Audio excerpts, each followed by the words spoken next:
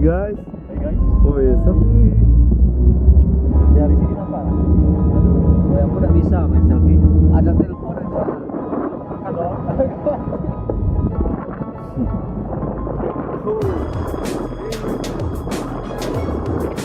Lagi kita akan naik guys. Guys. Aku lagi di mana ya? Waduh. Enggak bohong ah.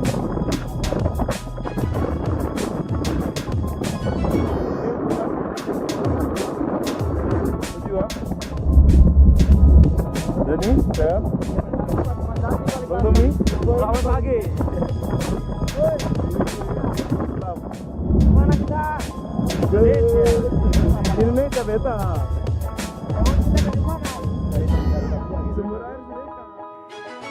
Ini adalah pendakian pertama kami di Gunung Kerinci. Sebut saja pendakian ini adalah pendakian bersaudara, karena 4 dari kami adalah saudara sepupu. Perkenalkan, aku Yuda, ada Andrew, ada Dani, ada Noval. Kami berempat adalah bersaudara, dan kami ditemani oleh seorang lokal expert, yaitu Mas Sugi. Seharusnya kami akan mendaki bersama Bang Tommy, tapi karena Bang Tommy sedang ada kegiatan, jadi next time kita akan daki bareng lagi. Goodbye Bang Tommy. Doakan kami ya. Semoga perjalanan kami nanti akan diridhoi oleh Allah Subhanahu wa taala dan lancar jaya sampai ke puncak Kerinci. Selanjutnya kami akan masuk ke pos pendaftaran, di mana di situ peralatan kita akan diperiksa dan kita akan melakukan registrasi terlebih dahulu. Sesampainya di pos pendaftaran, kami diminta untuk menunjukkan tanda pengenal berupa KTP ataupun SIM. Nah, di situ peralatan kita juga akan diperiksa apakah mencukupi atau tidak saat pendakian nanti berlangsung, karena jika tidak, kita akan mengalami masalah dan kita tidak akan diperbolehkan untuk mendaki Gunung Kerinci. Saat kami ingin berfoto di pintu rimba, Mas Sugi menggelengkan kepala dan menolaknya. Banyak beredar mitos bahwa pintu rimba adalah portal menuju alam lain. Entahlah. Oke. Kita udah sampai di pos 1. Oke, kita udah sampai di pos 1 nih. Sama Andrew, Mas Koda Andrew. Kami sampai di pos 1, yaitu Bangku Panjang, dengan ketinggian 1890 meter di atas permukaan laut. Terus.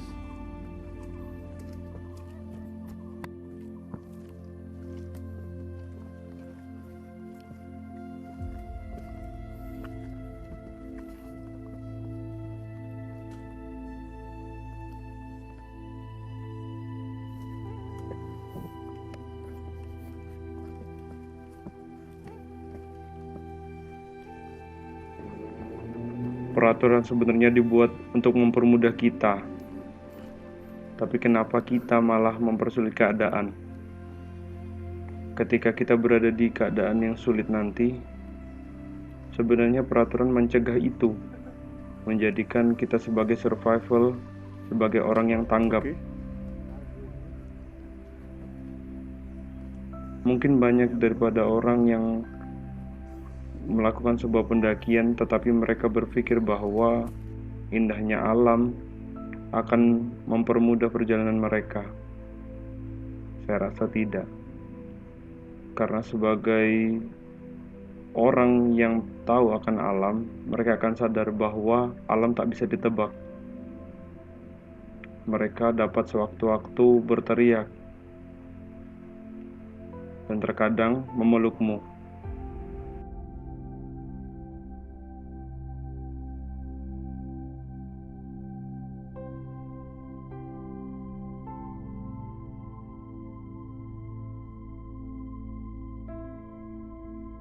Guys,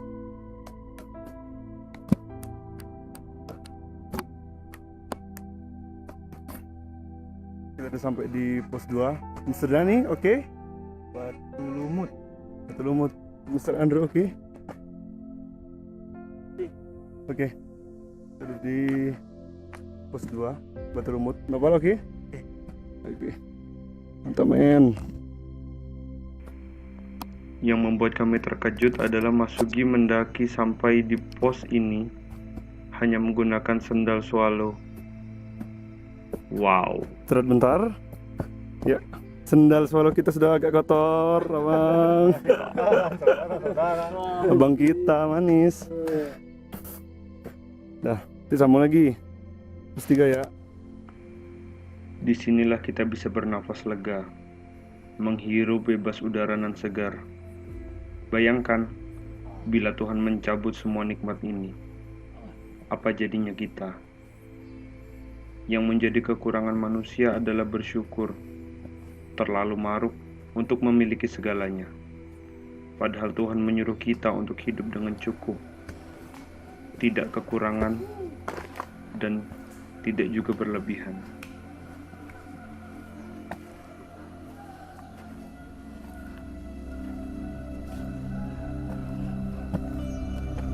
Oke, sekarang kita udah sampai di pos 3 di Pondok Panorama.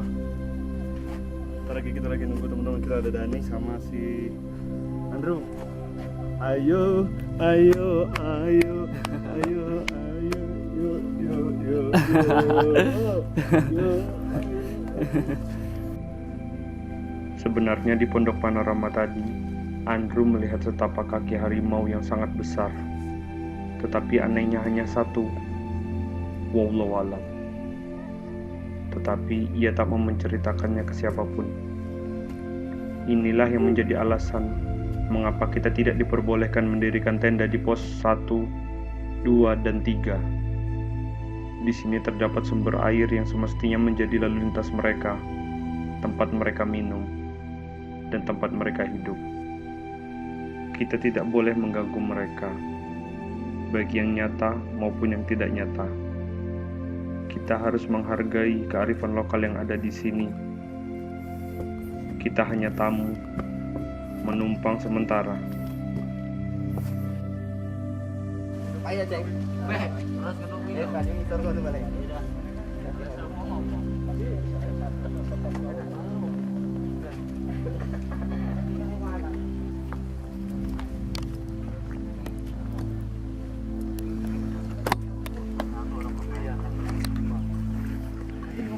Oke, sekarang kita udah sampai di shelter 1.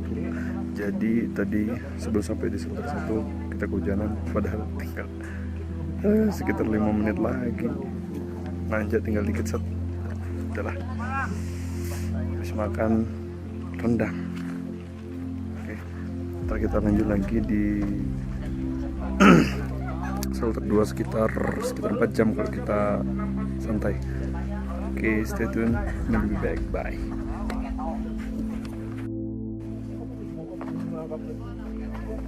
Perbedaan bukan menjadi penghalang. Yang menjadi penghalang adalah hati kita. Terlalu sibuk mengurusi urusan yang tidak perlu kita urusi.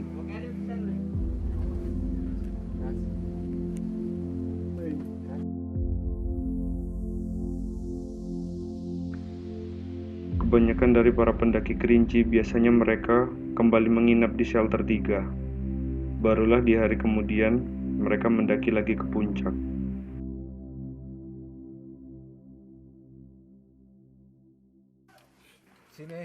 Sebenarnya kami terlalu jauh karena bermalam di shelter 2 bayangan.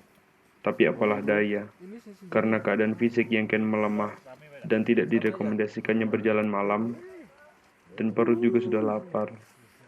Mau tidak mau kami mendirikan tenda di shelter 2 bayangan ini dan santap malam. Semoga esok kami memiliki fisik yang lebih kuat dan tubuh yang lebih bugar untuk mencapai puncak Kerinci atap Sumatera.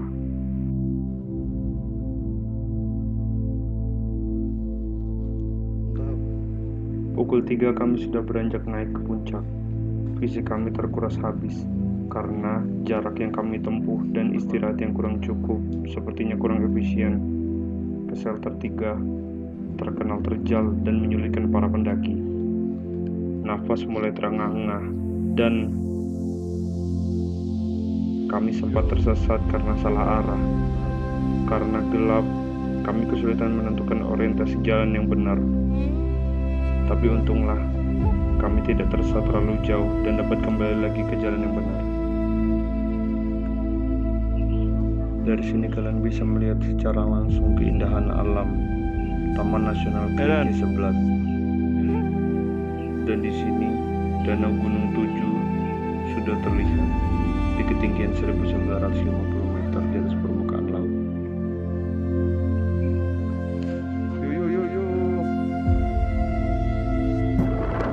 Bentar lagi akan sampai di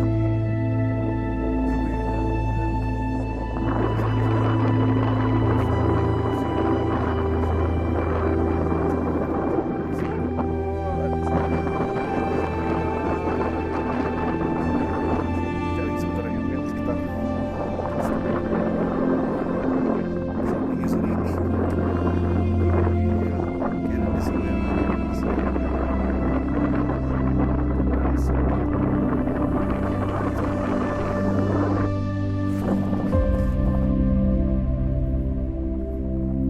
Kami tiba di Tugu Yuda. Tugu Yuda tidak asing lagi di telinga para pendaki, karena di sini adalah batas di mana kita akan mendaki ke puncak. Sejarahnya, Yuda Sentika waktu itu baru berusia 17 tahun dan merupakan siswa penggiat alam yang terpisah dengan teman-temannya ketika turun dari puncak Kerinci saat itu. Kabut tebal menyelimuti perjalanan mereka di area ini. Yuda terpisah menghilang. Jasadnya pun tidak ditemukan sampai saat ini. Dari Tugu Yuda, 30 menit sebelum mencapai puncak Indrapura, yaitu puncak dari Gunung Kerinci. Setidaknya, Tugu ini kita bisa mengingat kembali arti hidup, betapa kecilnya kita, dan berani menghadapi adanya tanda tanya. Bau belerang sudah mulai menyengat. Tandanya kami tidak bisa berlama-lama di atas. Dan kami sampai di puncak Indrapura, Gunung Kerinci, atap tertinggi Sumatera.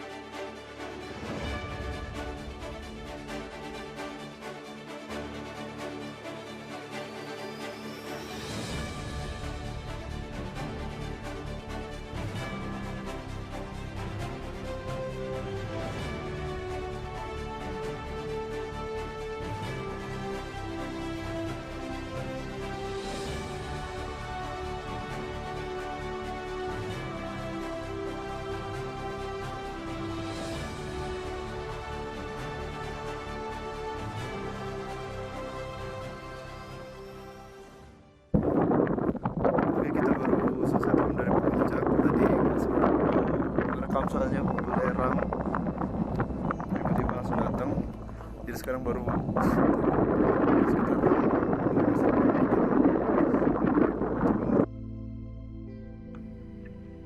Apapun yang terjadi di masa lalu, biarkan ia menjadi pribadimu yang lebih baik. Pribadi yang percaya Tuhan punya rencana lebih besar untukmu. Kita boleh saja mempunyai sebuah rencana, tetapi hanya Allah yang bisa menentukannya. Kehilangan memang menyakitkan, tetapi seringkali Tuhan membiarkan itu terjadi karena Dia punya rencana agar kau menerima yang lebih baik nantinya. Sampai Kerinci dengan selamat. Terima kasih. Ini salah satu trek yang ada di Kerinci. Bro, mantap. Wuhui, pal. Mantap. Itu ada perjalanan mau turun. Nah, sekarang kita mau perjalanan turun dan itu di belakang treknya. Mantap. Tuh. Di zoom gak?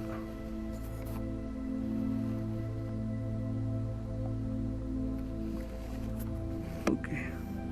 Kita lanjut perjalanan ke bawah.